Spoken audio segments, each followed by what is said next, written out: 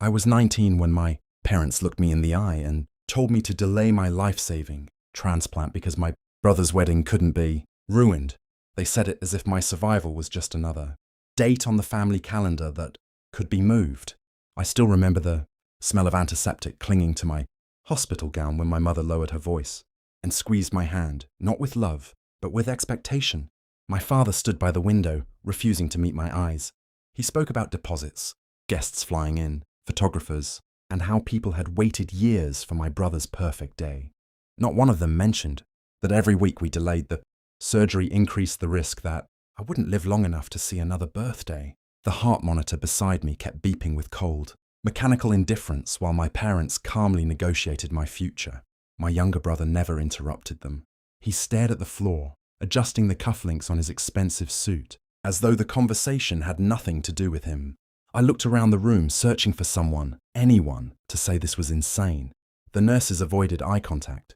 The transplant coordinator quietly gathered her papers and stepped outside, giving my family privacy. That was the moment I understood something that hurt more than my illness.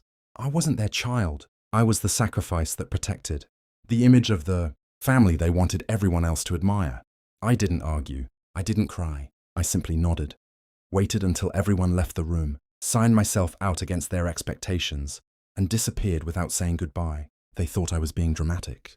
They had no idea that my silence had just become the first step in a story that would destroy everything they had spent years pretending was perfect. People often assume betrayal begins with one unforgettable moment, but mine was built from thousands of small choices that taught me exactly where I ranked in my own family. Long before the transplant, I had become the child whose needs could always wait. If my brother wanted something, plans changed. If I needed something, I was told to be patient, mature, and understanding. I accepted that role for years because I believed love was something you earned by causing as little trouble as possible. Even after my diagnosis, I kept convincing myself that things would finally be different. I thought a life-threatening illness would remind my parents that I was more than the reliable child who quietly carried everyone else's burdens. Instead, my hospital room became another place where my brother's future mattered more than my present. He wasn't openly cruel. In many ways, that made everything worse. He simply accepted every advantage handed to him without ever asking what it cost me.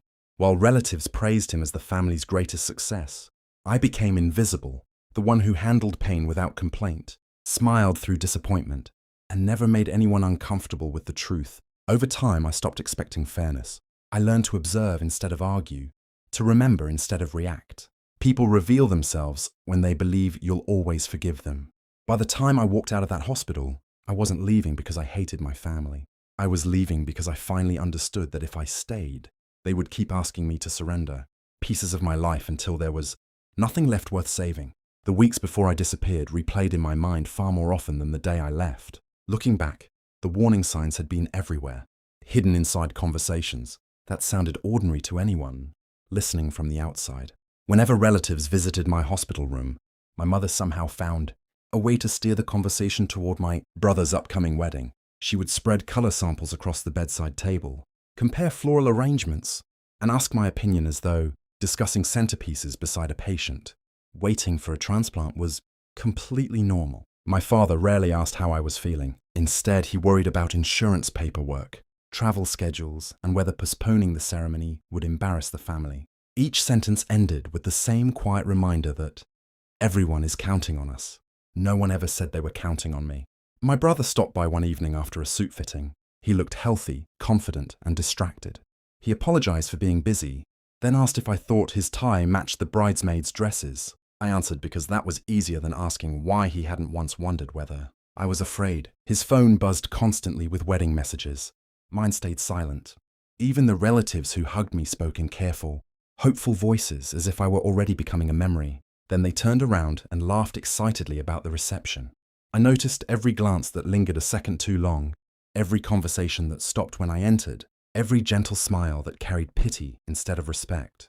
That was when I stopped believing I was part of the family. I had become the inconvenient truth standing in the way of their perfect photograph. The turning point didn't arrive with raised voices or dramatic goodbyes. It came through a conversation I was never supposed to hear. I had returned to the transplant wing after another round of tests when I realized I had left my phone charger in the consultation room. As I reached for the door, I heard my parents speaking with the hospital coordinator on the other side. My mother's voice was calm, almost rehearsed. "If there's any way to move his surgery until after the wedding, we'd appreciate it. We've already paid for everything." The coordinator answered carefully, reminding them that every delay carried real medical risks. My father didn't argue about the science. He only asked how much flexibility there was before the donor would be reassigned. Not once did either of them ask what I wanted. I stood frozen in the hallway, listening to strangers defend my life while my own parents negotiated. It like a scheduling conflict. When the conversation ended, the coordinator opened the door and nearly walked into me. The look on her face told me she understood exactly how much I had heard. She didn't offer empty comfort. She simply said, "You still have choices."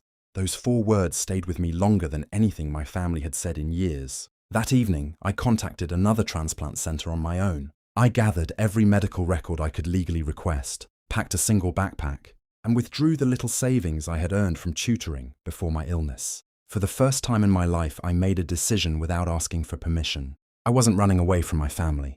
I was choosing to fight for the life they had quietly decided could wait. I didn't disappear to punish anyone. I disappeared because staying would have guaranteed that every decision about my future remained in someone else's hands. The transplant coordinator quietly connected me with a patient advocate at the new hospital. She explained my rights, helped transfer my medical records legally, and made sure every consent form carried only my signature. Since I was an adult, no one, not even my parents, could overrule my treatment once the paperwork was complete. For the first time, the decisions belonged to me.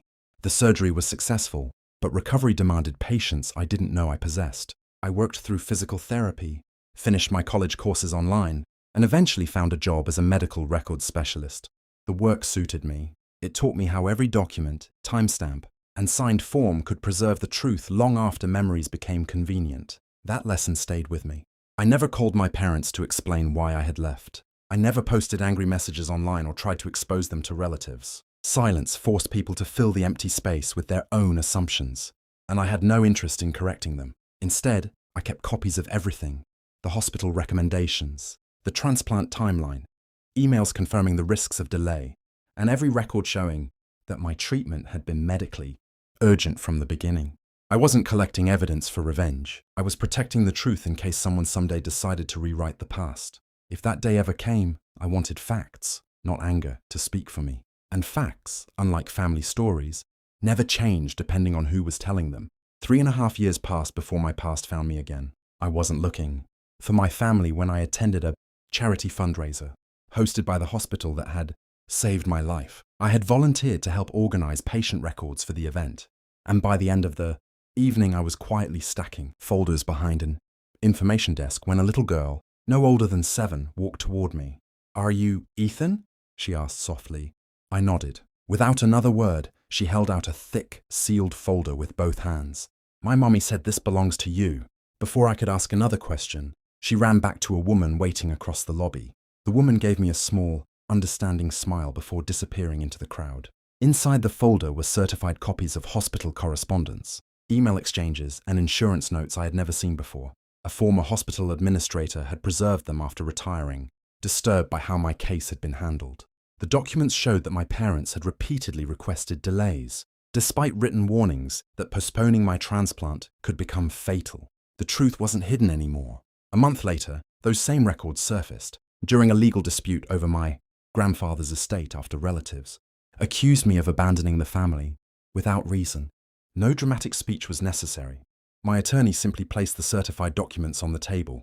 The room fell silent. Every excuse my parents had repeated for years collapsed under dated signatures, official letterheads, and their own written requests. No one looked at me. They were too busy looking at the evidence and at each other. For the first time, I didn't have to explain what had happened. The truth spoke in a voice no one could interrupt.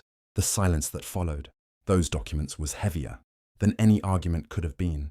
My aunt, who had spent years telling relatives that I had selfishly abandoned the family, slowly lowered her eyes to the table.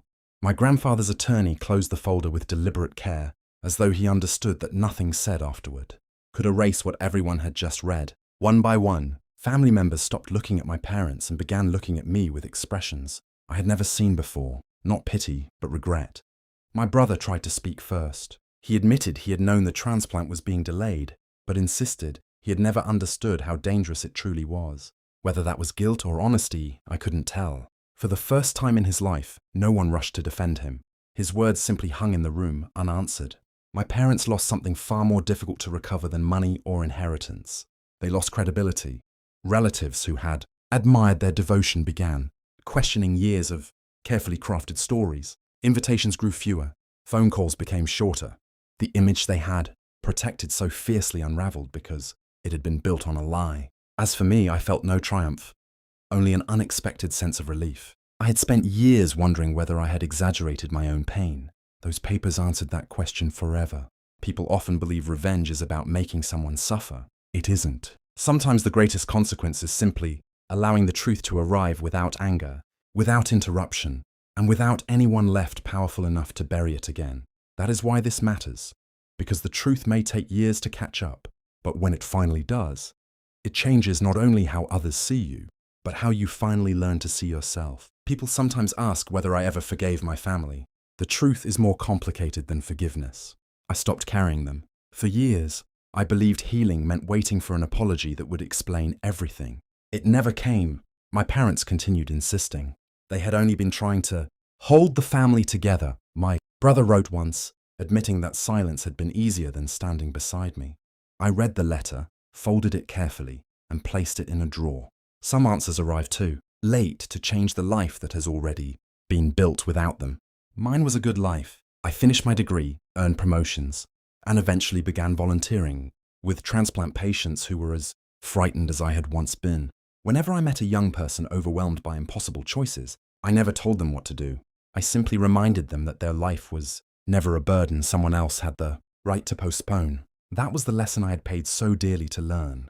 The family I lost was replaced, slowly and quietly, by people who chose honesty over appearances. Friends became my holidays. Colleagues became my support system. Kindness, I discovered, doesn't always come from the people who share your blood. As for my parents, I no longer wished them harm. The truth had already done everything revenge never could. They had to live with the knowledge that the child they nearly sacrificed survived without them, and found peace they could never take back. I walked away from that chapter carrying no anger, no desire to prove another point, and no fear of looking behind me. Because the greatest revenge was never watching their world fall apart. It was building a life so full of purpose that their betrayal became only the first chapter, not the ending of my story.